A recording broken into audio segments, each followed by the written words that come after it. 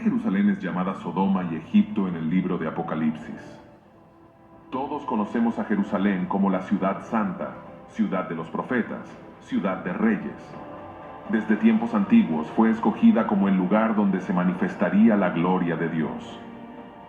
Allí David estableció su trono, allí Salomón levantó un templo magnífico. Fue llamada Ciudad Santa, ciudad del gran rey, monte de adoración. Pero en el último libro de la Biblia ocurre algo que sacude profundamente nuestra comprensión. En el Apocalipsis, el apóstol Juan contempla una visión escalofriante. Dos testigos de Dios profetizan con autoridad en la gran ciudad, pero finalmente son asesinados. Sus cuerpos quedan expuestos en la plaza, mientras pueblos y naciones se alegran de su muerte. Y Juan revela algo impactante. Esa ciudad, donde también fue crucificado el Señor, es llamada espiritualmente Sodoma y Egipto. ¿Por qué Sodoma? ¿Será que Jerusalén, la ciudad escogida, se volvió tan inmoral y orgullosa como aquella ciudad que fue destruida por fuego y azufre? ¿Será que la altivez, la dureza de corazón y la corrupción espiritual la hicieron merecedora de ese título? ¿Y por qué Egipto? ¿Acaso la ciudad que debía representar la libertad espiritual terminó siendo símbolo de esclavitud, opresión y rebeldía contra Dios?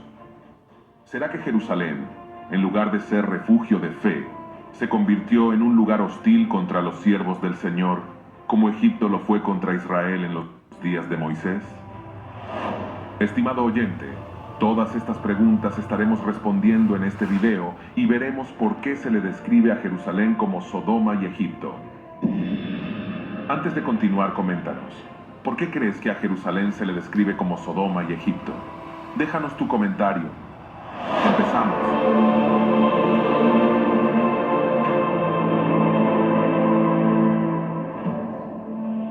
La Biblia, la palabra de Dios, no oculta nada. Allí donde el Espíritu quiere mostrar contrastes y denunciar la condición real del hombre, lo hace con palabras firmes y directas. Así lo vemos en toda la Escritura. A los fariseos, Jesús los llamó hijos del diablo y generación de víboras. Al pueblo rebelde de Israel, Isaías lo denunció como hijos depravados. La palabra de Dios no suaviza el pecado, lo desenmascara. Y el libro de Apocalipsis, el gran libro profético del Nuevo Testamento, sigue esa misma línea. En el capítulo 11, Juan recibe una visión que pone los pelos de punta. Dos testigos son levantados por Dios en la tierra durante la gran tribulación. Estos hombres, revestidos de poder celestial, proclamarán un mensaje de juicio y de arrepentimiento. El texto sagrado afirma que profetizarán por 1260 días, vestidos de cilicio, lo cual refleja un ministerio de lamento y confrontación. Tendrán autoridad para cerrar el cielo y que no llueva, para convertir las aguas en sangre y para herir la tierra con toda clase de plagas. Es decir, su ministerio será una mezcla de Moisés y Elías, profecía y juicio, palabra y señal. Pero después de ese tiempo, Apocalipsis dice que la bestia que sube del abismo peleará contra ellos, los vencerá y los matará. Sus cadáveres quedarán tendidos en la plaza de la gran ciudad, expuestos al escarnio público. Y aquí ocurre algo escalofriante. Pueblos, tribus, lenguas y naciones contemplarán sus cuerpos por 3 días y medio sin permitir que sean sepultados. No habrá compasión, no habrá respeto.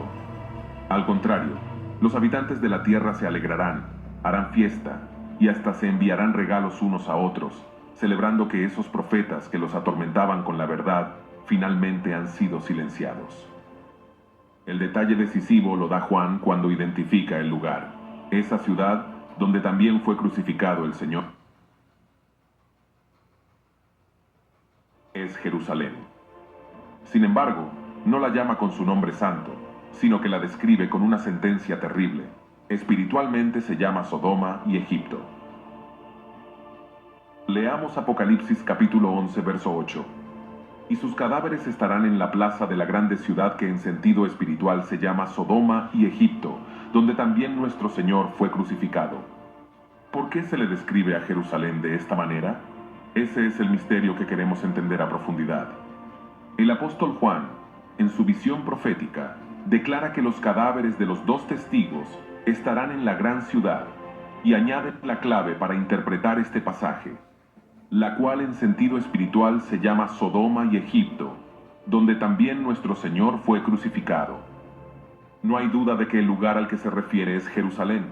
Sin embargo, el Espíritu Santo, a través de Juan, la identifica con nombres cargados de juicio. Empecemos por el primero. ¿Por qué Sodoma? Sodoma no es un nombre cualquiera. A lo largo de toda la Escritura se convirtió en el ejemplo máximo de corrupción moral y juicio divino. En Génesis capítulo 13, verso 13 ya se nos advierte: mas los hombres de Sodoma eran malos y pecadores contra Jehová en gran manera. La ciudad alcanzó tal nivel de depravación que en los días de Abraham y Lot, Dios decidió destruirla con fuego y azufre del cielo. Génesis capítulo 19 describe la escena en la que los habitantes rodearon la casa de Lot, exigiendo abusar de los visitantes angelicales. Ese pasaje no solo muestra inmoralidad sexual, sino también violencia, arrogancia y desprecio absoluto por la santidad. Los profetas posteriores mantuvieron viva esa imagen. En Isaías capítulo 3, verso 9 dice: la apariencia de sus rostros testifica contra ellos, porque como Sodoma publican su pecado, no lo disimulan. Ay del alma de ellos, porque amontonaron mal para sí. Sodoma se convirtió en un arquetipo del pecado descarado, que ya no siente vergüenza ni busca esconderse. El profeta Ezequiel, el capítulo 16, versos 49 y 50, añade otra dimensión clave. He aquí que esta fue la maldad de Sodoma tu hermana: soberbia, saciedad de pan y abundancia de ociosidad tuvieron ella y sus hijas, y no fortaleció la mano del afligido y del menesteroso, y se llenaron de soberbia, e hicieron abominación delante de mí, y cuando lo vi las quité. Aquí vemos que el pecado de Sodoma no fue solo inmoralidad, sino un sistema completo de arrogancia, comodidad egoísta, indiferencia social y orgullo espiritual. El teólogo George Eldon Ladd, en A Commentary on the Revelation of John, señala: Sodoma se convirtió en un símbolo profético del juicio divino contra la arrogancia humana. Representa no solo la corrupción sexual, sino la autosuficiencia y el desprecio de la justicia. Aplicar este nombre a Jerusalén significa mostrar la magnitud de su pecado y su rechazo a Dios. Ahora bien, ¿cómo una ciudad santa podía recibir un título tan oscuro como el de Sodoma? La respuesta está en la misma historia de Jerusalén. Aunque fue escogida por Dios como su ciudad santa, el lugar donde pondría su nombre y donde habitaría su gloria, con el paso del tiempo se apartó de la fidelidad al Señor y cayó en idolatría y corrupción. La clave para entender este misterio está en la forma en que el apóstol Juan lo describe en Apocalipsis. Él dice que la gran ciudad, en sentido espiritual, se llama Sodoma y Egipto. La palabra usada en griego es neumáticos, que significa espiritual, simbólico o profético. Esto nos muestra que no se trata de un título geográfico ni literal, sino de una definición espiritual de su verdadera condición. En otras palabras, aunque Jerusalén seguía siendo físicamente la ciudad del templo,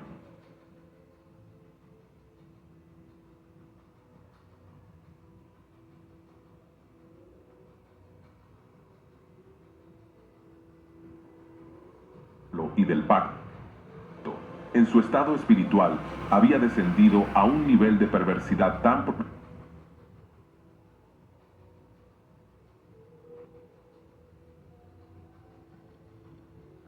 que se ganó el título de Sodoma.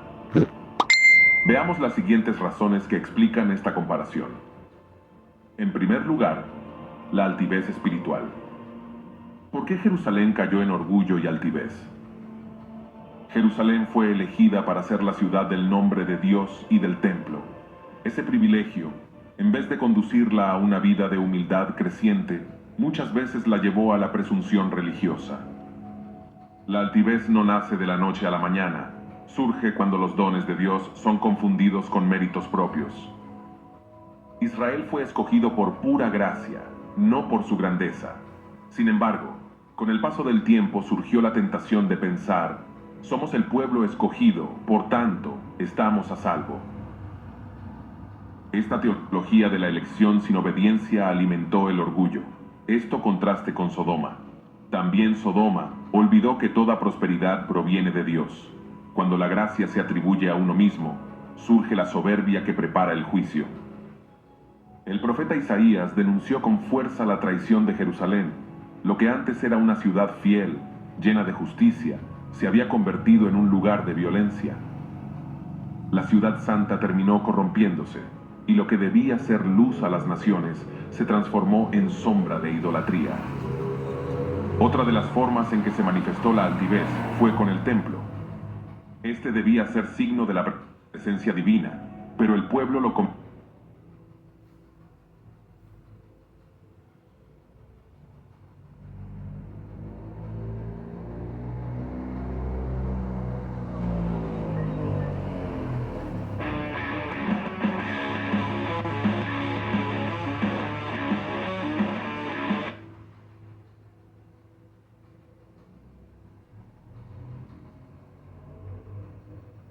Este debía ser signo de la presencia divina, pero el pueblo lo convirtió en un amuleto religioso. Creían que, por tener el templo en medio de ellos, no vendría ningún mal, aunque sus vidas estuvieran manchadas por el pecado. Esto también contraste con Sodoma. Sodoma confiaba en su seguridad urbana y en su prosperidad material. Jerusalén, en su seguridad sagrada, creía que los símbolos la protegerían aún sin santidad real. En ambos casos, seguridad sin obediencia. En tiempos de Juan el Bautista y de Jesús, se oía la afirmación: somos descendencia de Abraham.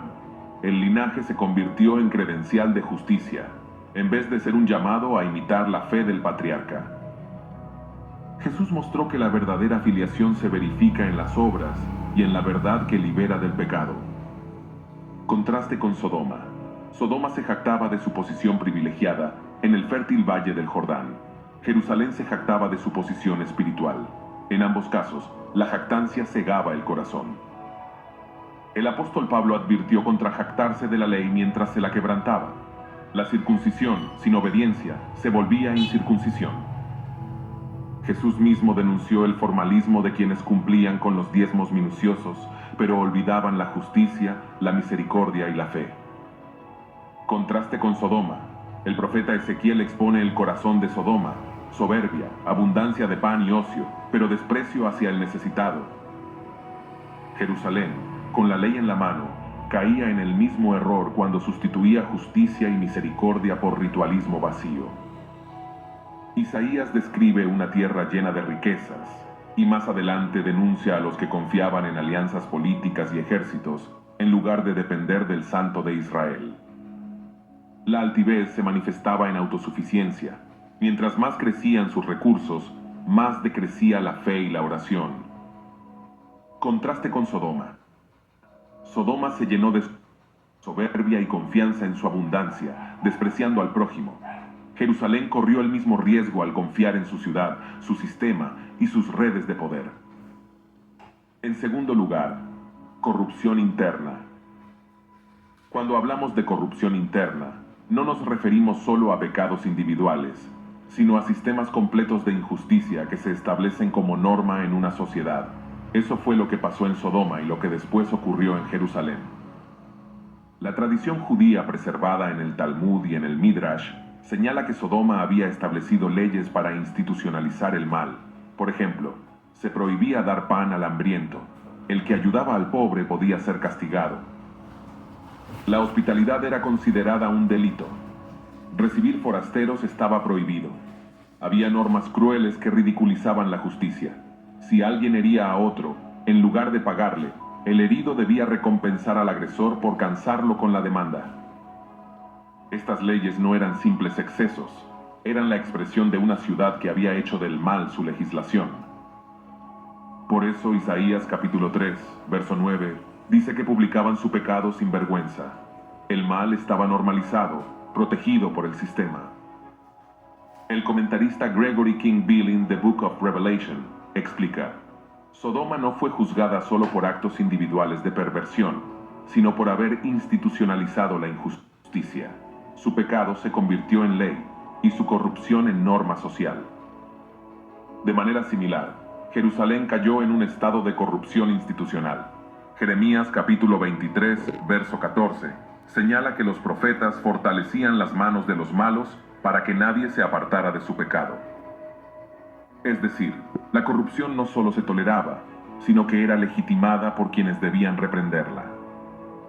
Isaías capítulo 1, verso 23, denuncia que sus príncipes amaban los sobornos y buscaban recompensas. El sistema de justicia estaba torcido. Los poderosos gobernaban en beneficio propio, mientras el huérfano y la viuda quedaban desprotegidos. El erudito George Eldon Ladd señala: cuando Jerusalén es comparada con Sodoma, no se trata solo de inmoralidad sexual, sino de corrupción estructural. La ciudad santa se convirtió en un lugar donde la injusticia era parte del orden establecido. En Sodoma, la corrupción se manifestó en leyes crueles contra el pobre y el extranjero. En Jerusalén, la corrupción se manifestó en líderes religiosos y civiles que torcían la justicia, oprimían al débil y legitimaban el pecado. Por eso Juan, en Apocalipsis 11, verso 8, puede decir que Jerusalén, en sentido espiritual, se llama Sodoma, porque al igual que aquella ciudad antigua, se volvió un lugar donde el mal no solo era practicado, sino también protegido y exaltado.